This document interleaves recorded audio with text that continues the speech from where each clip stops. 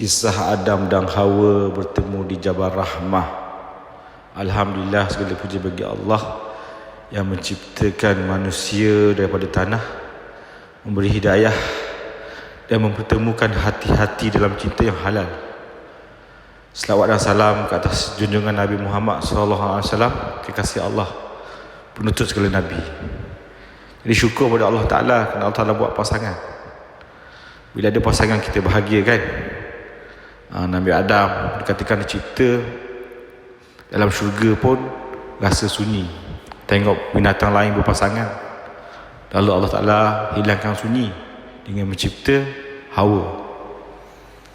Kemudian berlakulah peristiwa Nabi Adam dan Hawa makan buah larangan di syurga. Lalu Allah turunkan mereka ke bumi. Jadi mereka dalam Al-Quran Allah tak sebut lokasi. Allah sebut turun ke bumi je. Surah Al-Baqarah ayat 36. Kalau rujuk tafsir At-Tabari dengan Al-Suyuti, dikatakan Nabi Adam ni turun di India. Ada juga kata Sri Lanka. Dan bukit tu hari ni dipanggil Adam Peak, puncak Adam. Manakala ada riwayat mengatakan Siti Hawa turun di Jeddah, Arab Saudi, yang lapangan terbang orang pergi umrah haji sekarang ni. Jeddah ni bahasa Arab yang bermaksud nenek. Jadi Siti Hawa ni nenek kita lah. Tu yang Jeddah kan. Kadang-kadang orang Melayu sebut haram jadah, haram jadah. Haram tu tanah haram, jadah tu tempat kapal-kapal turun. Jadi haram ni diharamkan orang kafir pergi ke sana kan, bukan tempat tu haram. Jadi menurut riwayat mengatakan selepas 100 tahun Nabi Adam dan Hawa ni berpisah, mereka dipertemukan kembali di Padang Arafah, di sebuah bukit yang kita kenal sebagai Jabal Rahmah. Jabal Rahmah, bukit kasih sayang. Jadi moral of the story, cinta pasti diuji kan? Mereka terpisah oleh jarak dan masa, namun doa dan taubat menyatukan kembali. Lepas tu Arafah ni lambang pengampunan, tempat pertemuan Adam dan Hawa kelak menjadi tempat wukuf haji, lambang pengampunan besar Allah.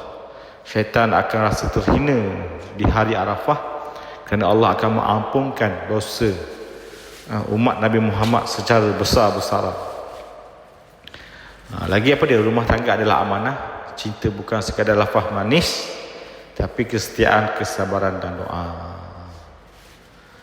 Jadi kalau cinta Nabi Adam dan Hawa mampu bertahan ratusan tahun tanpa WhatsApp, tanpa telefon, hanya dengan doa, kenapa cinta kita hari ini boleh runtuh dengan segala teknologi yang ada?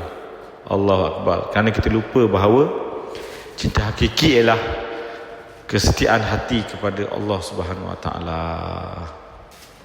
Jadi kalau tuan-tuan pergi haji ataupun pergi umrah, bolehlah ke Arafah. Lihatlah Jabal Rahmah, bukit kecil yang menjadi saksi cinta pertama manusia.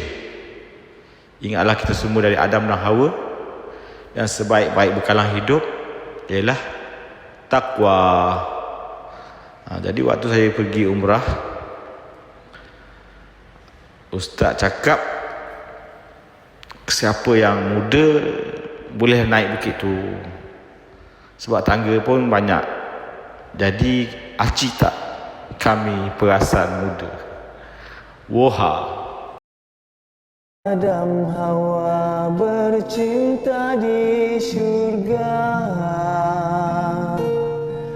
angkara iblis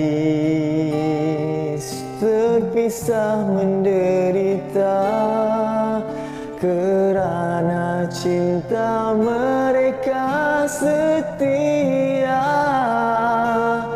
Bertemu di